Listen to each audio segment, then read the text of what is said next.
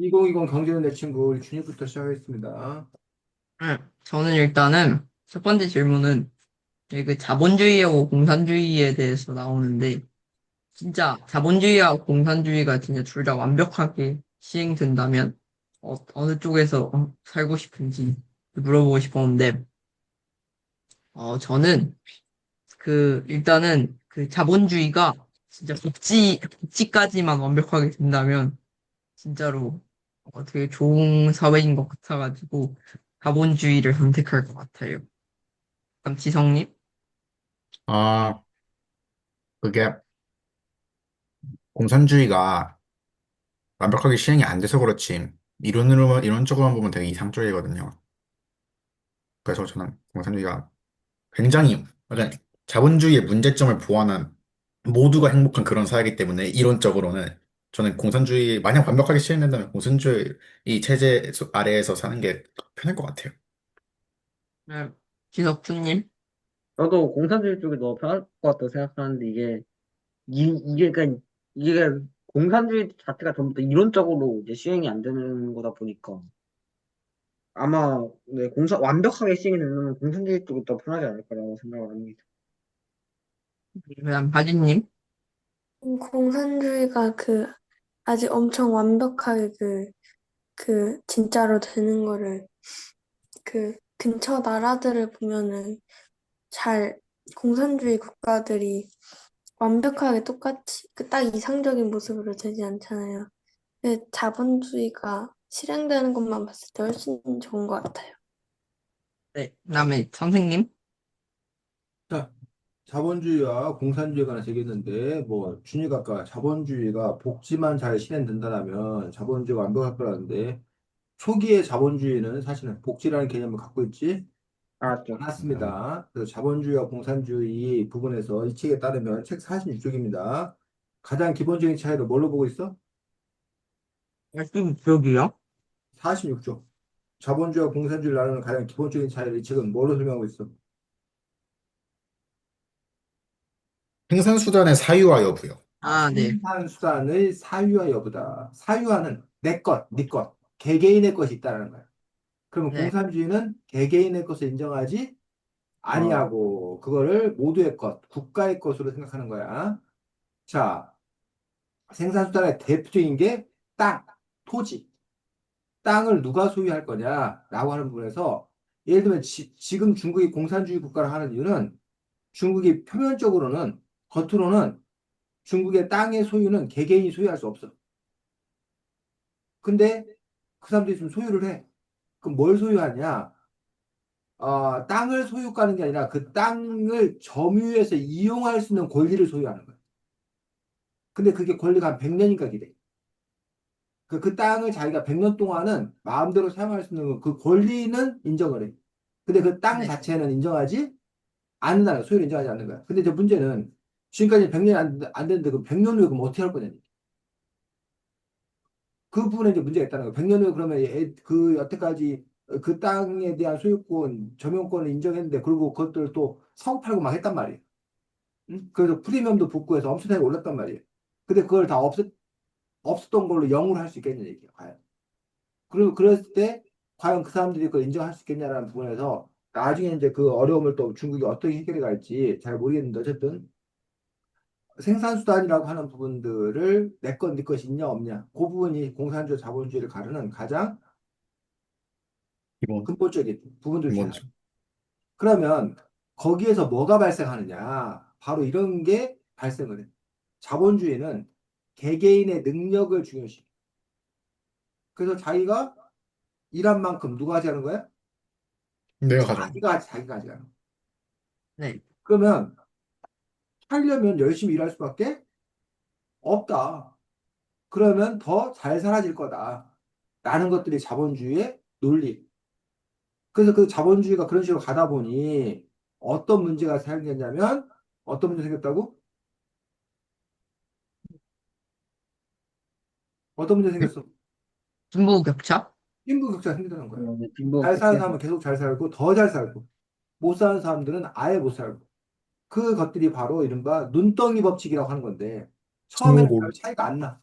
그런데 이게 눈이 굴러가면 굴러갈수록 한 바퀴 구르는 게 처음에는 조금밖에 차이가 안 났지만 나중에 엄청난 차이가 나. 아니면 여러분 처음엔 간격이 요렇게밖에 안 돼 있어.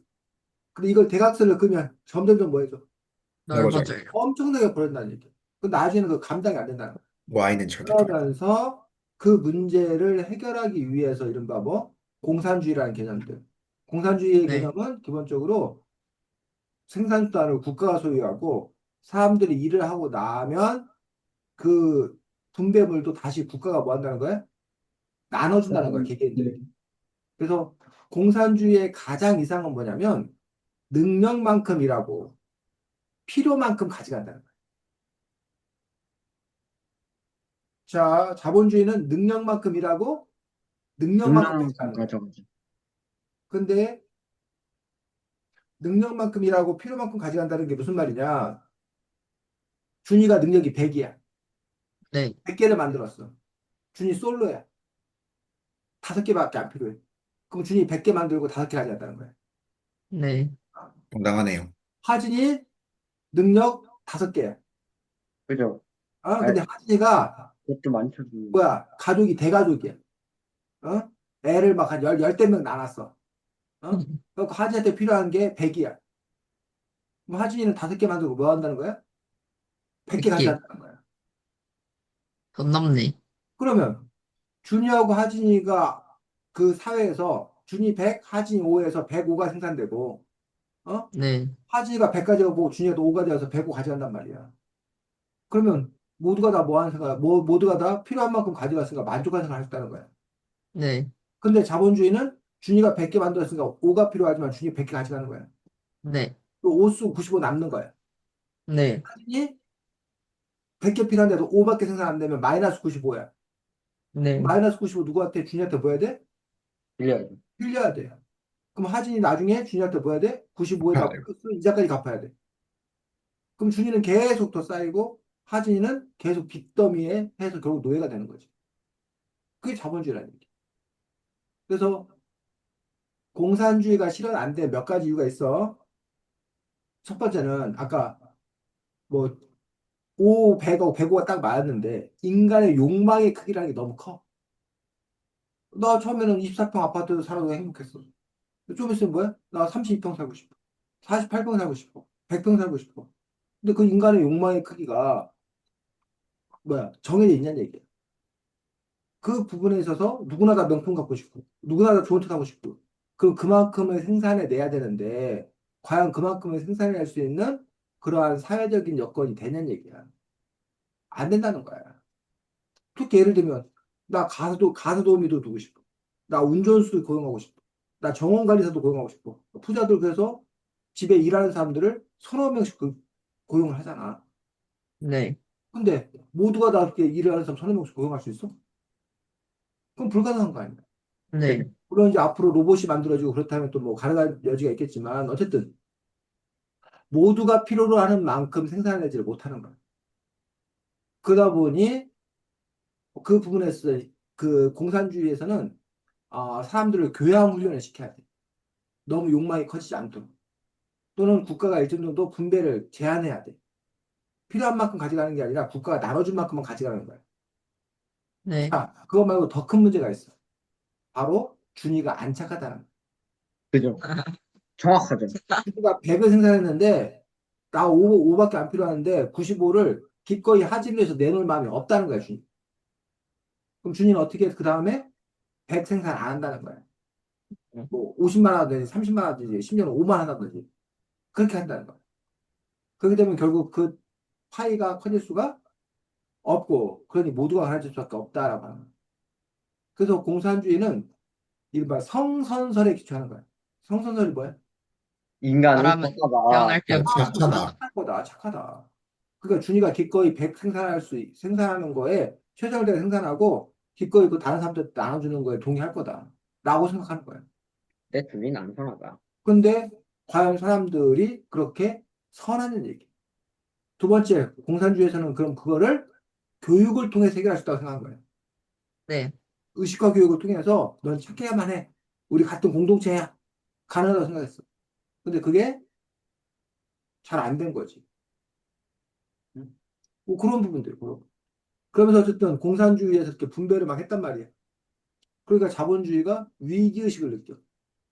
왜냐면 가난한 사람들이 공산주의 보니까 뭐 나눠줘서 이렇게 잘 살아. 고르게 잘 살아. 그거 가난한 사람들이 반발을 해. 그럼 그 반발을 뭐 하기 위해서? 잠재우기 위해서. 그래서 자본주의도 무슨 개념을 도입한 거야? 복지라는 개념을 도입한 거야. 복지라는 개념을 네, 도입한 게 여러 가지 이유가 있어. 그 이유 중에 하나는 네. 바로 공산주의의 뭐 때문에?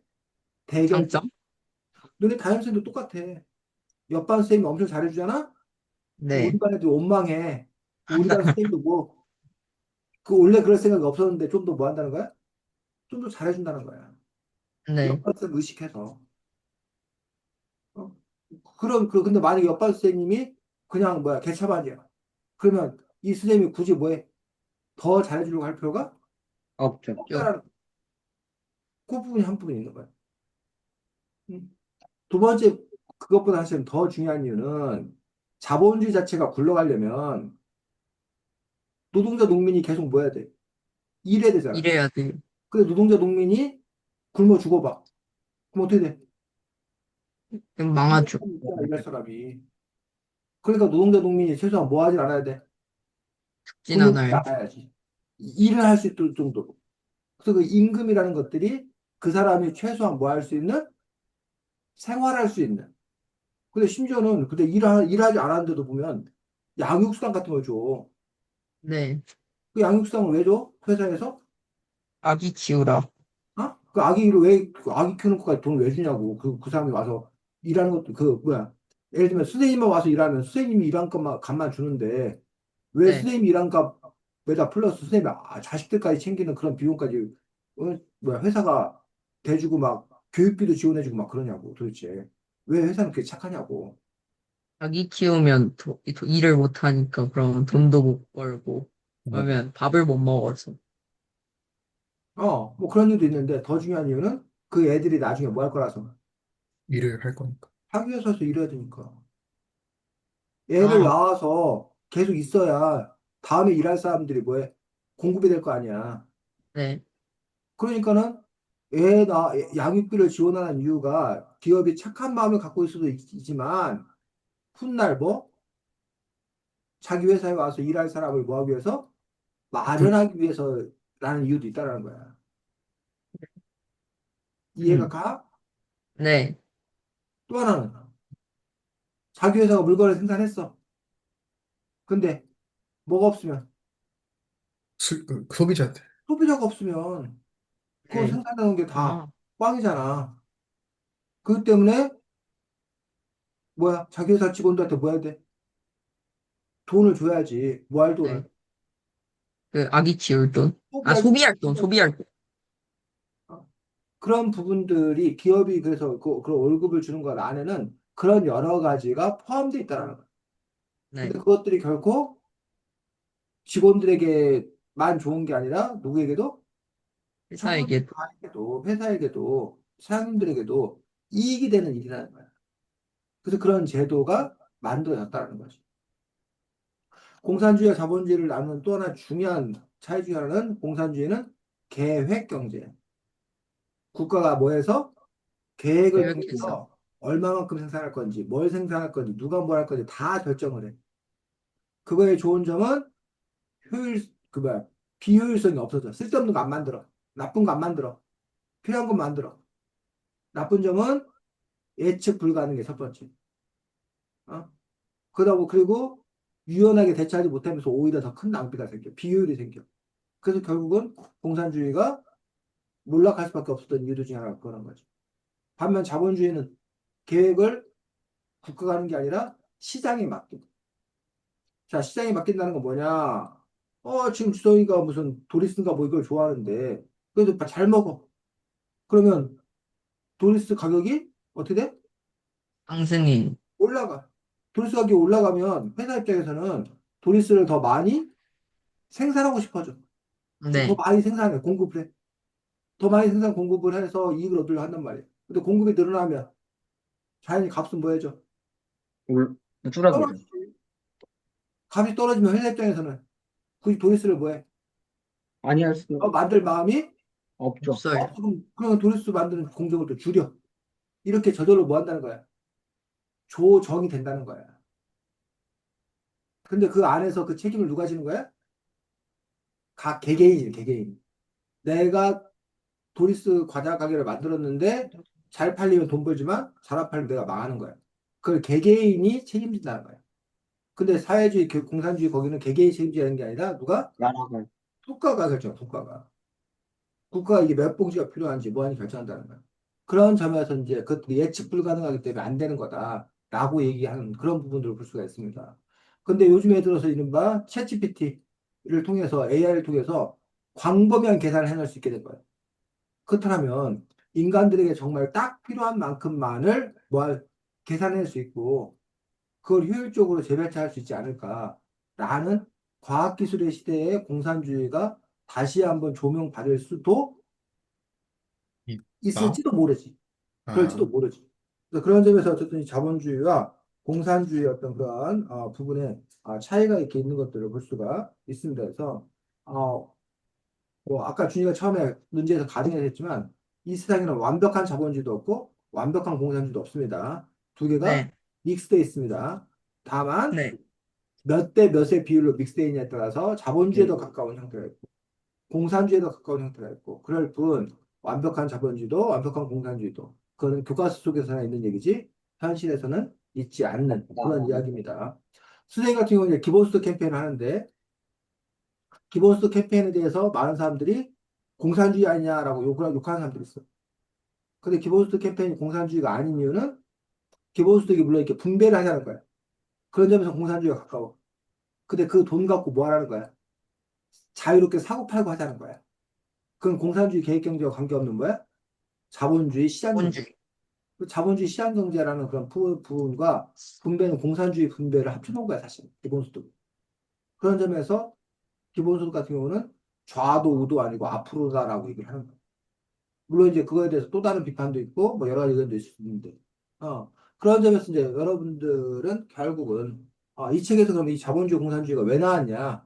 자본주의 공산주의를 설명하러 나온 게 아니라, 이건 보너스로 나온 거고, 무슨 장에서 자본주의 공산주의 설명이, 뭐 때문에 이 장에서 자본주의 공산주의 나온 거야? 무슨 개념 설명하려고?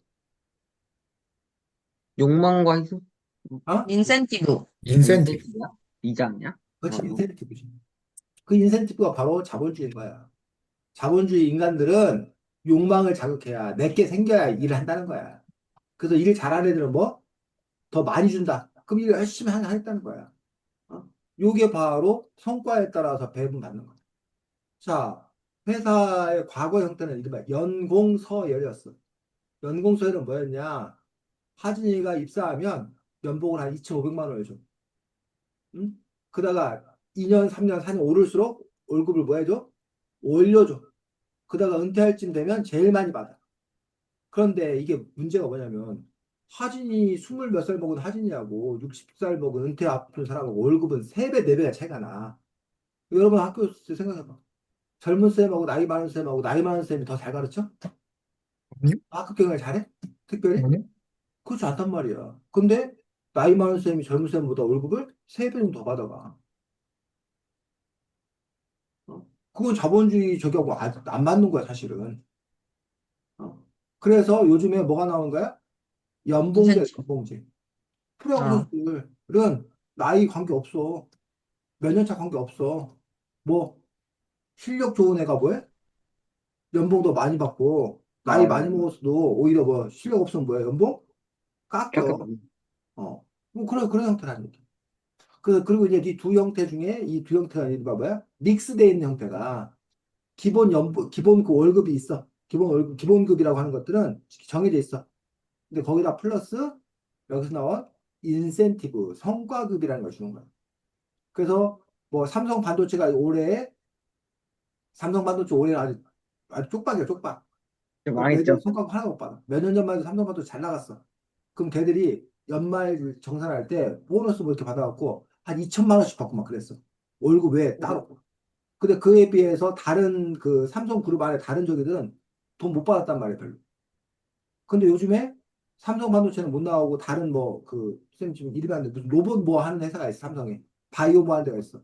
거기는 요즘 잘 나가. 그럼 오히려 그럼 거기가 요즘에는 뭐야? 보너스를 더 많이 받아. 이런 식으로 기본 월급 플러스 성과급을 더 추가로 받는 그런 인센티브 제도라는 것들을 시행하고 있는 것도 볼 수가 있고, 그러면 이 인센티브 제도가 과연 좋은 거냐라는 부분에서 이 책에 따르면 벌 내리는 것보다는 칭찬, 당근, 인센티브 주는 게 더 효과적이다라는 쪽으로 서술하고 있어. 그런데 40쪽에 보면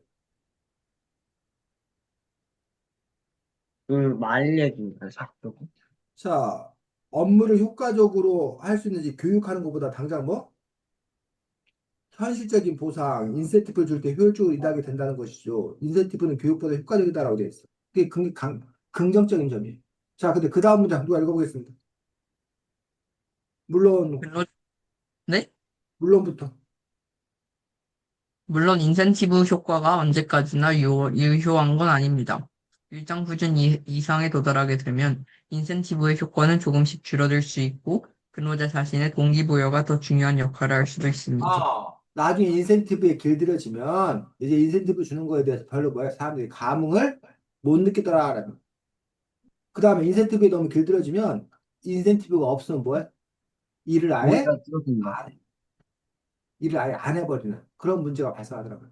그러면서 여기 보면 자신의 동기부여가 더 중요한 역할을 한다라고 하는 부분들에 있어서 결국은 그 사람이 일하고 싶은 마음이 들게끔 하는 것. 그게 바로 결국은 최고의 비결이다라는 거. 또 좋은 쌤도 뭐 그런 얘기 하잖아. 어?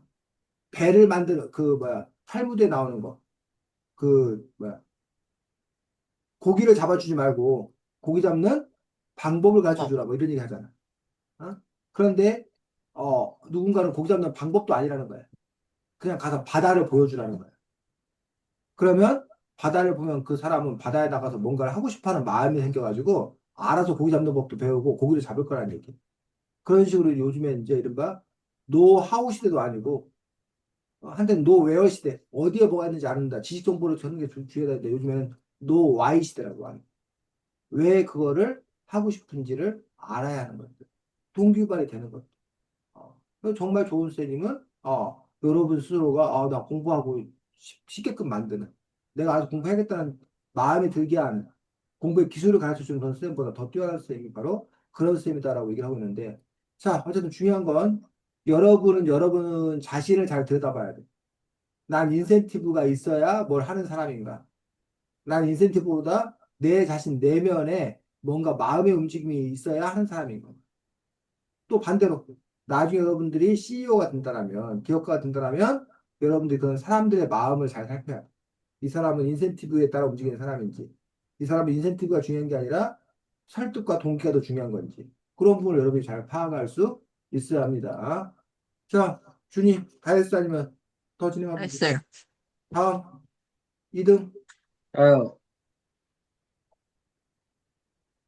어, 제가 물어보고 싶은 거는, 여러분들은 나중에 커가지고 이제 스스로 생산이나 이런 걸 할 수 있게 돼서 돈을 스스로 모으게 된다면, 어떠한 방법으로 돈을 뭐 불리거나, 뭐 이렇게 할 건지를 여쭤보고 싶은데요. 뭐 예를 들어서 주식이나 뭐 펀딩, 뭐 아니면 저축 같은 걸로. 저는 뭐, 좀, 나라가 좀 안정적이게 돌아간다, 뭐 이러면은, 이 책에서 나왔던 것처럼 펀딩 같은 걸 좀 할 생각이 있긴 한데, 거의 웬만해서는 좀 주식을 하지 않을까 싶습니다. 아, 주식이 아니라 저축을 하지 않을까 싶습니다. 네. 지성님? 그러니까 위험을 감수하는 걸 좋아하는 편이 아니고요. 약간 그리고 예측하고 이러는 거 진짜 못해요. 그래서 만약 진짜 돈이 많이 필요한 상황이 아니라면은 굳이 위험을 감수할 필요가 있나 이런 생각이어가지고 그리고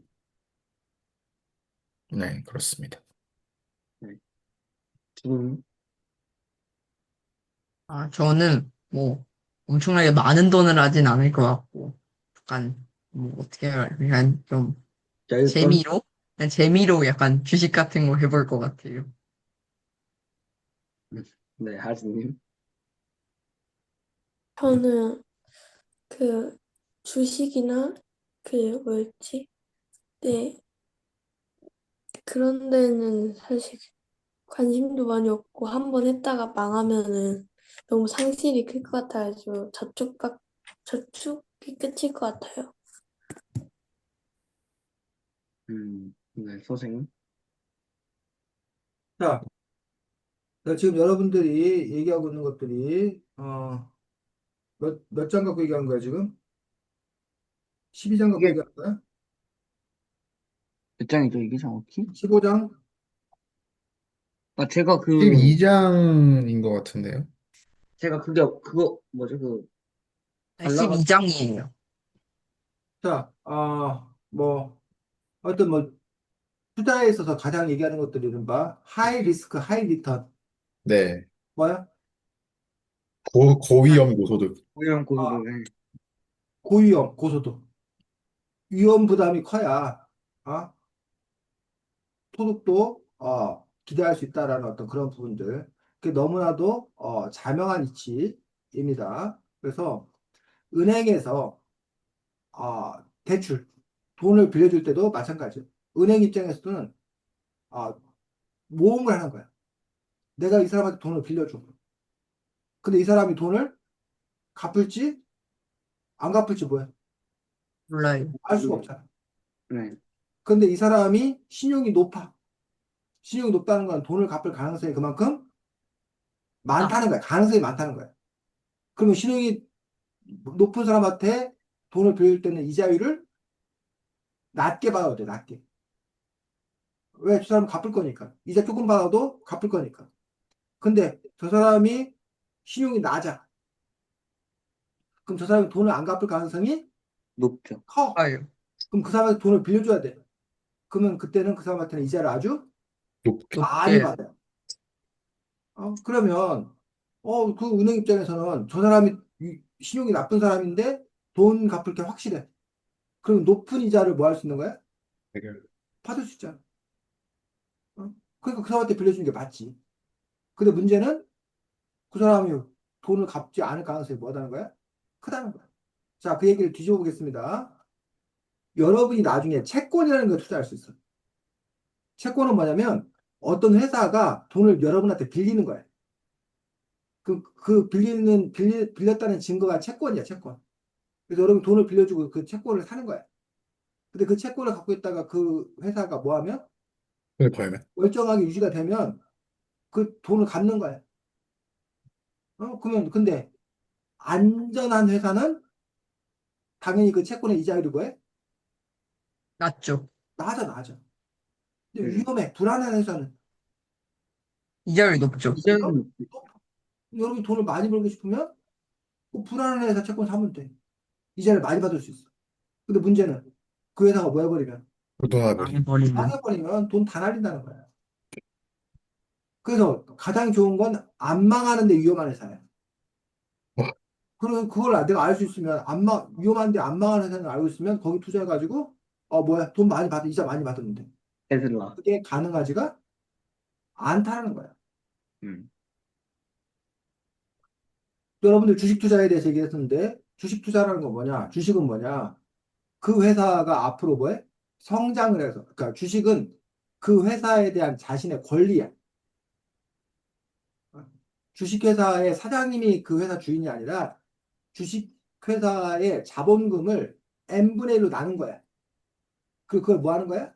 쪼개서 판 거야. 주식이라는 이름으로. 그럼 내가 그 회사의 n분의 1의 주인이야. 근데 그 회사가 앞으로 이익을 내면 그 이익에 대해서 n분의 1만큼 내가 배당을 받는 거야. 그럼 그 회사가 앞으로 잘 나가. 성장해. 그러면 배당을 많이 받을 거 아니야. 배당을 많이 받을 수 있는 주식을 갖고 있기 때문에 그 주식값은 뭐 하는 거야? 오르는 거야. 근데 그 회사가 앞으로 뭐해? 망할 것 같아. 그럼 그 회사를 주식을 갖고 있었다 배당을 받지 못해. 그럼 그 회사 주식은 뭐 하는 거야? 값어치가 하는 없어서 거죠. 떨어지는 거지. 그래서 그 회사가 앞으로 뭐 할 건지, 성장할 건지. 하락할 건지, 그 회사가 뭐해? 추락할 건지를 자기가 미리 뭐 한다는 거야? 알면 그렇지. 좋다는 거지. 알면 쏜다.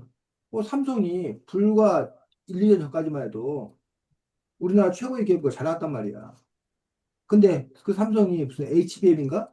무슨 AI 그 필요한 그 반도체 그 생산하는 공정에 대한 투자가 늦었어. 그리고 그걸 누가 먼저 했냐면 하이닉스가 먼저 한 거야. 그래서 하이닉스 삼성이 여기 있고 하이닉스는 여기 있었어. 네. 지금 완전히 뭐 한 거야? 하이닉스가 쭉 올라온 거야.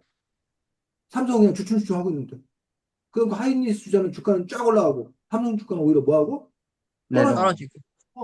뭐 그 부분에 있어서 우리나라 최고의 기업 삼성, 삼성이 망하면 우리나라가 망한다라고 했기 때문에 삼성 투자를 했단 말이야. 그 삼성 투자해갖고 막 9만 원, 10만 원까지 간다고 했어.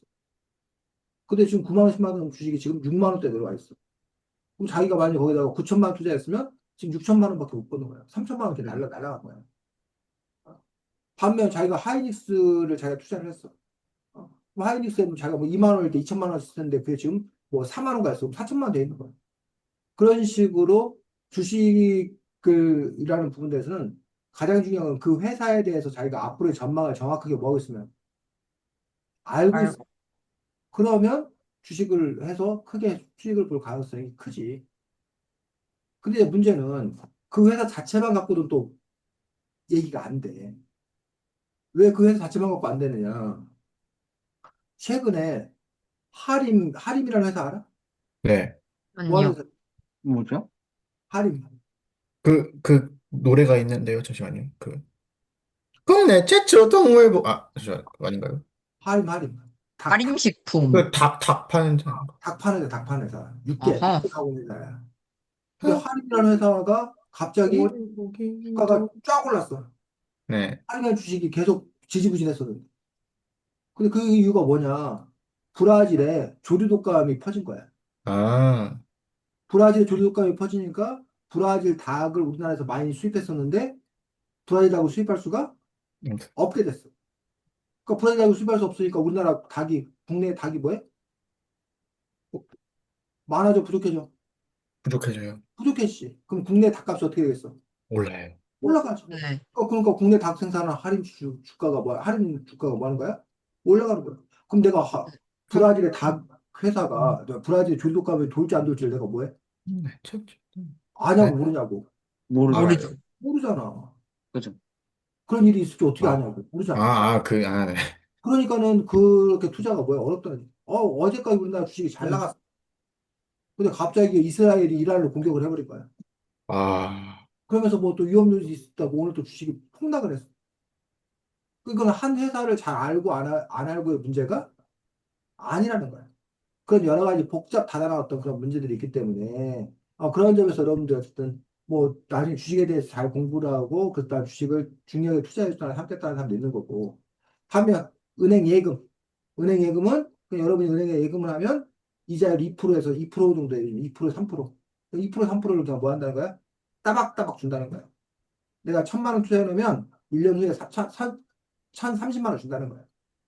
근데 주식을 투자하면 1,000만 원 투자할 때 1년 후에 그게 2천만 원이 될 수도 있고 3천만 원이 될 수도 있고 반면에 그 1,000만 원이 뭐에 500만 원이 되고 200만 원이 될 수도 있고 그런 부분에서 선생님 지금 말했던 주식, 채권 또 요즘에 또 새로 나온 게 코인, 부동산 그리고 그거 말고도 요즘에 미술품 요즘에는 미술 화가의 작품이 뭐야 사고 파는 어떤 그런 시대예요. 그래서 예술로만 있는 것들이 아니라 그 상업시장 심지어 요즘에 저기도 팔아 저작권 어떤 가수의 노래에 그 저작권, 작곡료, 이거를 상품으로 만들어가지고 그 가수가 앞으로도 계속 인기가 있으면 저작권료가 많이 들어오잖아. 그죠? 자기가 그 배당을 많이 받는 거야. 근데 그 회사가 무슨 스캔들을 일으켜갖고 몰라 그래. 그럼 그 저작권 완전히 뭐야? 쓰레기 될 거 아니야. 어쨌든 그런 거에 투자를 하는 그런 상품도 있고 해서 요즘에는 온갖 것들을 다 금융상품으로 만들어서 팔고 있는 어떤 그런 시대에 여러분들은 살고 있다는 거예요. 그래서 과거에는 단순했어. 열심히 일해서 월급 받아서 은행에 예금해서 저축해서 한다. 요게 기본 상식이었어. 근데 요즘은 그거는 그냥 뭐야 여러 가지 중에 한 가지일 뿐이고 네. 온갖 재테크 온갖 수단이 있기 때문에 그런 점에서 여러분들이 경제에 대해서 공부를 하는 이유는 물론 그 이유 때문이 아니라 더 큰 거야. 경제적 시각을, 세상을 바라보는 것들. 근데 경제 얘기한다면 보통 좁게는 뭐 하는 거? 돈 버는 거, 돈 버는 거. 돈 버는 거에 대해서 관심을 갖는다라는 부분들. 근데 그 부분에 대해서 이제 다시 두 가지 나뉩니다. 하나는 난 돈 버는 게 난 너무 좋아. 나 그래서 돈 버는 거 공부 열심히 해서 난 돈 버는 일에 집중할 거야. 라는 사람이 있어. 또 한 사람은 나는 일을 하는데 그 일을 하면 일하는 대가로 월급을 받잖아. 나는 그걸로 됐다는 거야. 나는 그래서 뭐 하는데 더 집중하겠다? 일하는데. 일하는 데 더 집중하겠다. 라고 생각하는 사람들도 있다는 거야. 지금 선생님이 여러분 가르치는 일에 집중을 할 건지, 어? 아니면 여러분 가르치는 일에 집중하는 게 아니라 주식 투자, 코인, 이런 거에 집중을 할 건지. 그런 점에서 여러분들은 과연 어떤 삶을 살 건지라는 부분에서는 여러분 각자의 마음 안을 잘 들여다봐야지. 그리고 또 능력도 봐야지. 다음, 누구야? 유나지.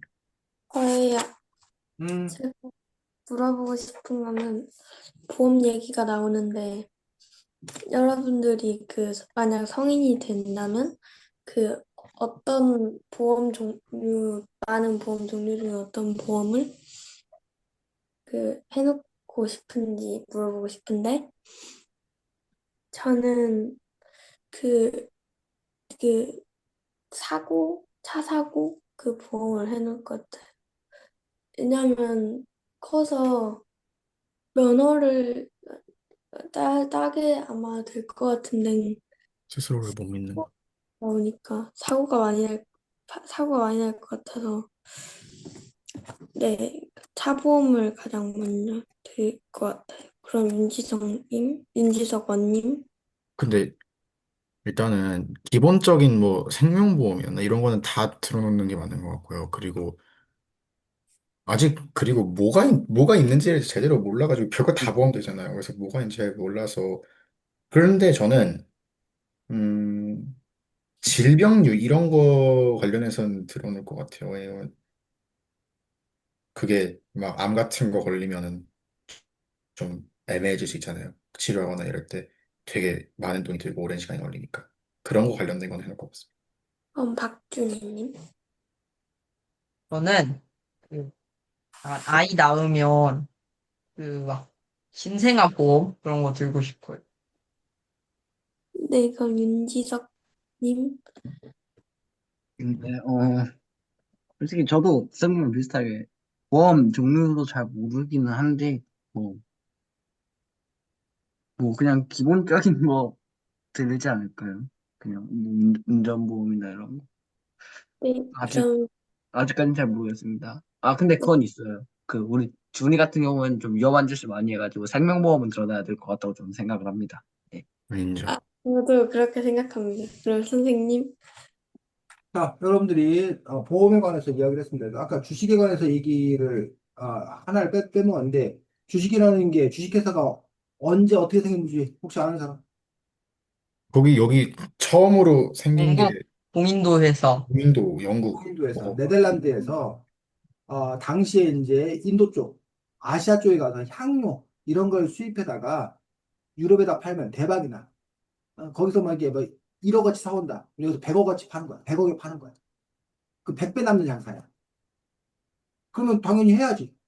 근데 문제는 위험하죠. 거기 갔다가 오는 동안에 이 배가 제대로 돌아온다는 보장이 없죠. 없는 거야. 풍랑을 만나서 파산을 할 수도 있고, 해적을 만나서 뭐 할 수도 있고, 확률적으로 너무 위험 부담이 큰 거야.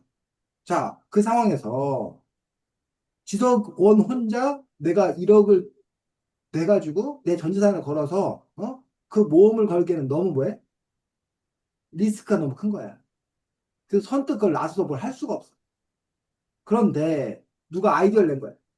야, 한 사람이 몰빵하지 말고 100사람이 모여서 100만 원씩 내자. 응? 네. 100만 원씩 내면 내 재산의 뭐 한 1% 정도 되니까 1% 냈다가 뭐해? 그거 날려먹어도 뭐라는 거야. 사는데 별 아까 문제 없다. 아니라. 근데 100만 원 갖고 내가 그걸 할 수는 없지만 100만 원을 갖고 낸 사람들이 100명이 모이면 1억이라는 돈을 만들어서 배를 띄울 수 있는 거야. 이해가? 그 네. 배를 네. 띄워가지고 성공을 했어. 그럼 100억이 나와. 그럼 나한테 1억씩 나눠주는 거야. 그 100만 원 줘서 1억 받는 거야. 그게 어디냐는 얘기야.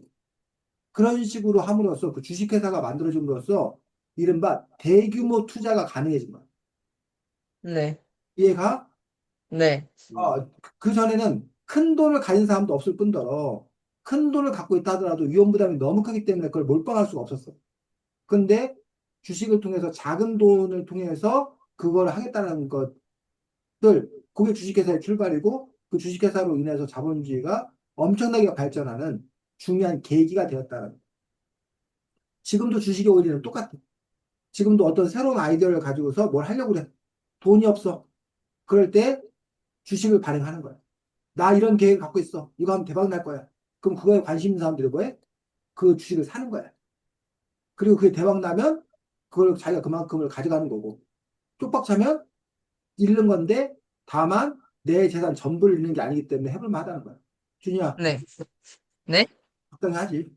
네, 네, 자, 그렇다면 보험은 뭐냐? 보험도 사실은 비슷한 원리. 보험은 금융상품으로 개발된 건데, 자, 보험의 원리는 여러 사람들이 돈을 조금씩 내놓는 거예요. 그래서 위험에 닥친 사람에게 뭐 하는 거야? 그 돈을 몰아주고. 몰아주는 거야. 네, 누가 위험에 처할지를 뭐하기 때문에? 모르기 때문에. 몰라요. 모르기 때문에. 그렇다고 나 혼자 그 위험한 거에 대해서 그걸 모두 다 쟁여놓기에는 그 돈 낭비라는 거야. 내가 암에 걸릴지 안 걸릴지 모르잖아. 네. 내가 암에 걸릴 거에 대해서 치료비가 1억이 필요해. 그렇다고 내가 1억을 쟁여놓고 암에 걸릴지 안 걸릴지 모르는데 그걸 준비해놓고 있기에는 힘들단 말이야. 그런데 나 말고도 다른 사람도 다 그런 걱정을 하고 있잖아. 그럼 우리가 다 100만 원씩만 내자는 거야. 100만 원씩 내가지고 돈을 모아놔. 근데 그 중에서는 암에 걸린 사람도 있고 안 걸린 사람도 있을 거 아니야.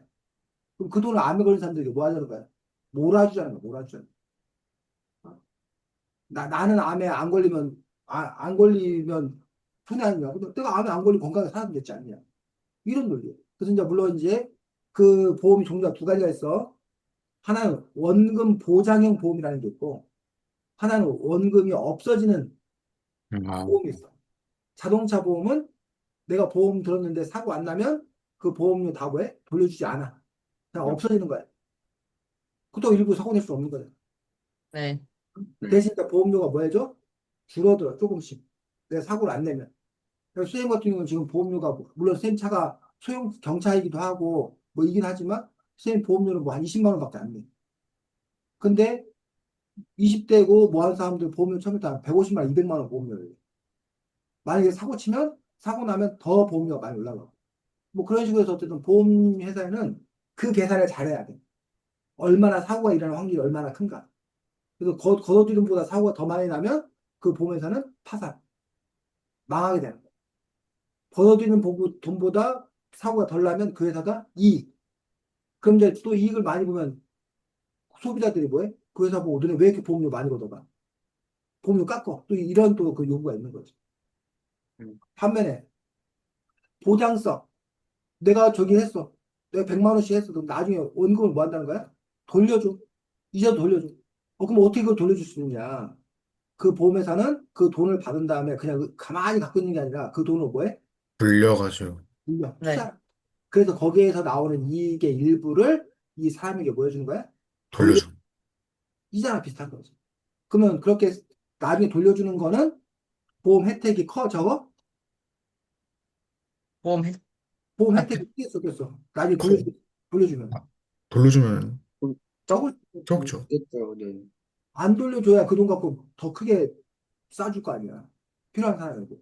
그런 점에서 이제 보험이 있는 거고, 결국은 여러분들이 보험을 든다고 하는 것들은 미래에 일어날 리스크를 내가 뭐 하겠다? 분산해서 하겠다라는 어떤 그런 거. 그래서 뭐 자동차 보험은 필수야, 그건. 자동차 책임보험 같은 경우는 안 들면 운전을 못 해, 안 해. 그리고 이제 뭐 그 외에 종합보험 뭐 이런 거는 뭐 선택이긴 한데 아무래도 이제 보험을 불안하니까 드는 수밖에 없고 뭐 암보험이니 뭐 생명보험이니 보험도 뭐 예를 들면 농사 짓는 사람들은 재해보험이라는 게 있어. 홍수, 뭐 태풍 이런 것 때문에 농사 망칠 수 있잖아. 농사 망치면 보험회사에서 돈 보험해줘.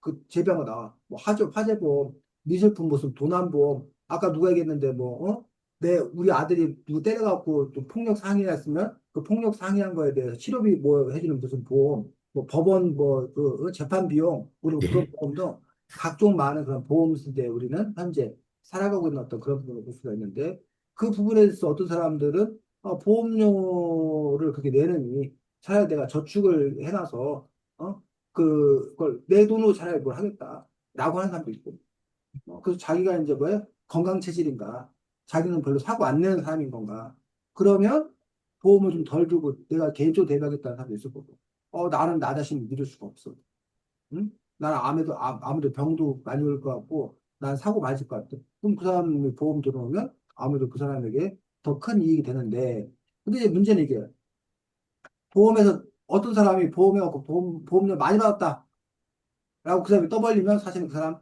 다음 공동체 입장에서 뭐야? 나쁜 놈이야. 왜? 내 돈 가져간, 저놈이 내 돈 네. 가져간, 내 돈 가져간. 사실은. 그래서 그런 부분을 여러분들이 또 함께 볼 수 있어야 합니다. 다음 누구야? 다음 차입니다. 지금 네. 해. 일단은 질문하고 싶은 게 여기 원래 기본 소득 그 얘기하려고 했는데 아까 쌤이 다 말씀하셔가지고 그 다른 거 했는데 그 여기 막 우리가 경제를 많이 접하지 않기도 했고 그러잖아요. 그래서 새로 알게 된 개념도 있을 거고 아니면은 새로 알게 된 용어도 있을 거고 이렇게 여러 가지 알게 됐을 텐데 그중에서 좀 이거 되게 흥미로웠다 아니면은 이해가 잘 안 됐다 이런 게 있으면 뭐가 있는지 알려주시면 좋겠고요. 일단 저는 여기 마지막에 보험 파트에서 보험 종류를 쭉 나오는데 보험에 보험을 드는 재보험이라는 게 있다고 하더라고요. 완전 처음 보는 거여가지고 이게 진짜 뭐지? 그래서 되게 궁금해졌습니다. 그리고 다음 준이 찾고 있는 잠깐만요. 지석이 잠깐만요. 하진이 잠깐만요. 잠깐만요. 잠깐만요. 음. 너 좀 말 좀 더 하고 있어, 니서가. 그래, 좀 모두 좀 채워봐 빨리. 그래. 그리고 또 되게 아, 집중하는데 말하지 마. 저 정했습니다. 오케이 하진 저 목차 들어가면 그 6번 파트, 인간의 위기심과 북극곰의 눈물 파트에서 그 공유자의 비극, 그 어쩌고저쩌고 나오는데, 공유치 수치가 잘 음. 떨어진 이런 걸 예시를 들어가지고 학교 화장실 휴지가 진짜 빨리 떨어지거든요. 그래서 뭔가 이해가 잘 된 것 같아요. 근처에서 많이 볼 수 있는 그거다 보니까. 네. 아 저도 정했어요. 그래. 너 자, 해요. 여기 그 경제를 움직이는 네 바퀴에서 그 이거 해적이 이거 뭐 세금 관련된 거 얘기 나오는데 좀 신기해가지고 예, 여기인 것 같아요. 음 지스기 저는 그 일부에서 그 도루묵 내용이 되게 좀 인상 깊었던 것 같아요. 되게 재밌게 읽었던 것 같습니다. 아 네. 선생님 자,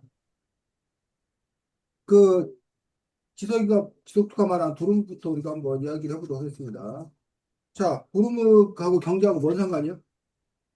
그 그 그러니까 상황에 따라서 상황에 따라서 좀 그게 달라진다. 가치가 무슨 달라지는 소리인지. 거죠. 가치. 아, 효용, 만족감. 나갔다. 경제학 용어에서 효용이라고 하면 효용. 효용은 우리 일상 용어에서는 뭐? 만족감이에요, 만족감. 그래서 이게 나온 이유가 무엇인 건가라고 하는 어떤 그런 부분들에 대해서 여기 책에 보면 어쨌든 귀하면 희소성, 귀하면 뭐하고 효용이 높아지는 거야. 근데 뭐하면 흔해지면 네. 그러면 뭐해? 불성이 떨어져요. 이 효용이 떨어지는 거야. 그래서 하진이가 지금 준이 지석이 지석도 다들 남자들만 있고 은민이는 가버리고 여자가 혼자 있으니 하진이가 얼마나 대접을 받아. 그 뭐야? 맞아요. 효용이 높은 선생님, 거란 말이야. 저희 근데 여자가 하진이가 없는데. 나중에 여대 가면 여대 가면 그냥 흔해 빠진 게 여학생이기 때문에 화진이가 여자라고 있는 이유로 특별히 뭐야 대접받을 이유가 없다라는 거야. 그런 점에서 어쨌든 그 경제에서 중요한 것들 중에 하나가 뭐? 희소성. 희소성일 때 그 값어치가 올라간다는 거야. 그래서 왜 금이, 왜 다이아몬드가 그렇게 값이 비싼가? 라고 하는 어떤 그런 부분들은 금이나 다이아몬드를 갖고자 하는 사람은 많은데. 많으나 금이나 다이아몬드가 뭐하기 때문에 절대량이 부족하기 정해져 있어. 때문에 그런 점에 있어서 그 희소성 때문에 가치가 높다라는 거야. 근데 만약에 그것들이 흔해져 버리면 그 가치는 떨어질 수밖에 없다는 거야. 실제로 그 콜럼버스가 이제 그 탐험을 갔잖아. 그래서 그 아메리카에서 은을 엄청나게 많이 갖고 들어온 거야. 그 네. 스페인이 갑자기 부자 나라가 되긴 했지만, 근데 그 은이 넘쳐나면서 은값이 뭐 하는 거야? 떨어져요. 떨어지는 거지. 네. 그런 부분들이 이렇게 생겨나는 것처럼, 결국은 요 희소성이라고 하는 부분들, 표현이 어떻게 바뀌는 건가에 대한 이야기들을 지금 하고 있습니다. 그 전 챕터에서 나오고 있는 것들은 이른바 기회비용이라는 거예요. 기회비용이 뭐야? 내가 어떤 이익을 거를, 네. 함으로써 잃게 되는. 어, 내가 선택을 함으로써 선택하지 못한 것들이 갖고 주는 만족감을 포기한 거야. 내가 포기한 그 만족감이 기회비용. 그럼 음, 기회비용은 크면 클수록 좋다? 적으면 네, 적을수록 좋다. 적어요. 먹어야지 좋죠. 적어야 된다는 거야. 나중에 하진이가 남자친구를 선택했어. 그러면 하진이가 A라는 남자친구를 선택함으로써 B, C, D라는 남자친구를 포기한 거 아니야. 그럴 때 A라는 남자친구보다 더 킹카인, 더 잘 나가는, 더 만족감 높은 B라는 남자친구를 선택했다. B라는 남자친구를 포기했다? 그럼 하진이가 그런 거야? 어리석은 선택이라는 거지. 어? 그래서 그런 점에서 여러분들이 이른바 경제적으로 산다라고 하는 것들은 기회비용을 잘 따져서 기회비용이 적은 걸 포기하고 기회비용이 높은 걸 선택하는 것들이 오히려 현명한 삶인 거죠. 지금 여러분이 쌤하고 여기 이 시간에 독서교실 공부하고 있단 말이에요. 그럼 이 시간에 여러분이 아예 독서교실 안 했다라면 여러분이 뭐 하고 있었겠습니까? 좋은 그것이 거. 주는 만족감을 여러분은 지금 포기하고 여기 들어와 있는 거 아닙니까? 그럼 그게 바로 뭐가 되는 거야? 기회 비용이 되는 거란 거죠. 그래서 그 기회보다 여러분이 지금 포기한 그것보다는 요 수업에서 얻는 만족감이 뭐예요? 더 높아야 여러분이 경제적으로 살고 있는 거란 거야. 네. 자, 그 다음에 저기 누구야? 그 전 사람이야. 준이? 아까 얘기했던 게 뭐라고? 네 바퀴? 그 몇 쪽이야? 그게 아, 그, 노예요? 해적? 그 네가 말한 노예라니? 몇 쪽이야? 이거, 잠깐만요. 이거 12장, 24장? 제 책이 이거 좀 다른 거예요. 너만 달라. 챕터로 말해, 챕터로. 어, 나도 다른 책이야. 챕터로 아, 말해. 273쪽이. 챕터가 뭐야? 10, 14챕터? 가장 경제가 이게 네 바퀴. 아, 네. 해금 관련된 거죠.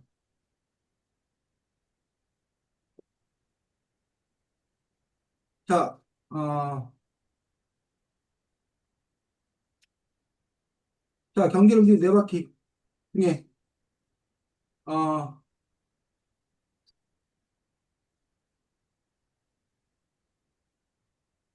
274, 추임표 274, 275쪽인데, 이른바 가계, 기업, 예, 정부, 이거를 그 세 가지, 정부, 기업, 가계, 요 세 가지를 경제의 3요소라고 봅니다.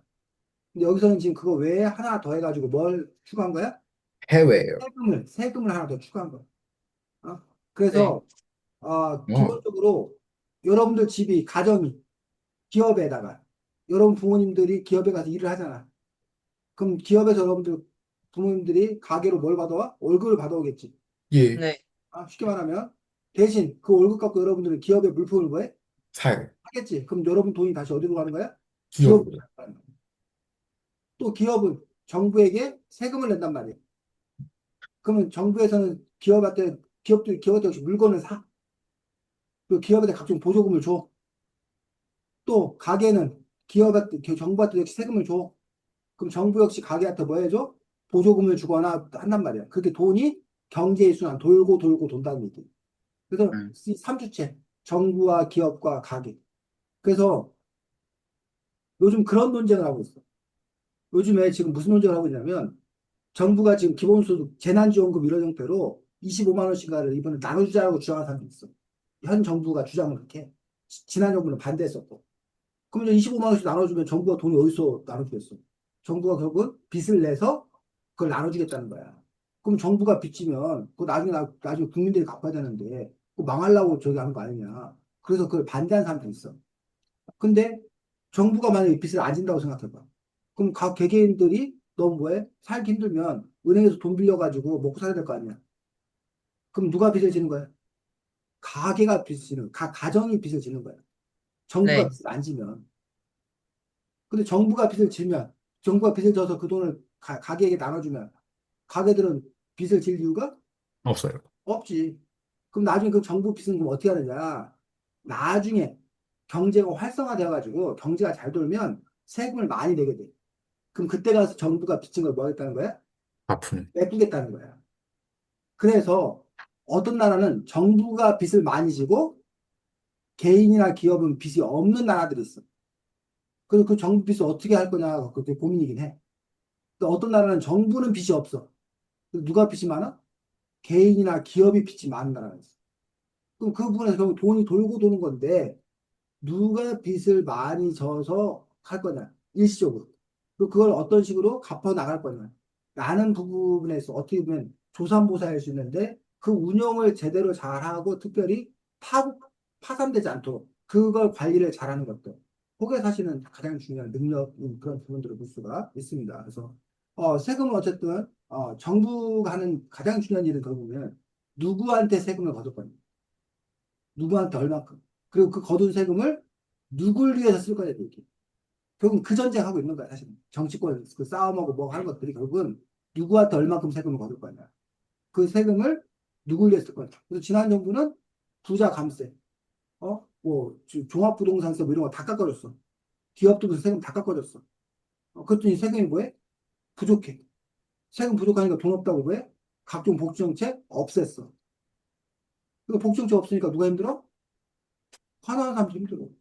네. 그게 지난 정부의 움직이는 기조였단 말이야.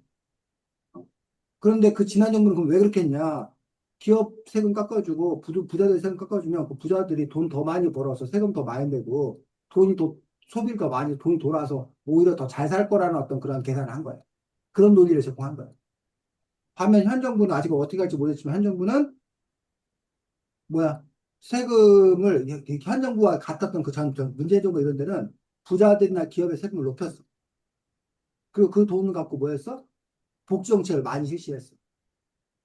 그래야 골고루 잘 살고 나라가 잘 된다고 생각한 거야. 근데 그거에 대해서 반대하는 사람들은 그러면 기업 하는 사람이나 부자들이 뭐 한다는 거야? 제대로 더 기업에서 돈 벌 생각을 안 한다는 거야. 왜? 그렇죠. 기업에서 돈 벌어봤자 뭐밖에 안 되니까. 세금? 세금밖에 안 내니까. 부자들은 우리나라를 뭐 할 거라는 거야?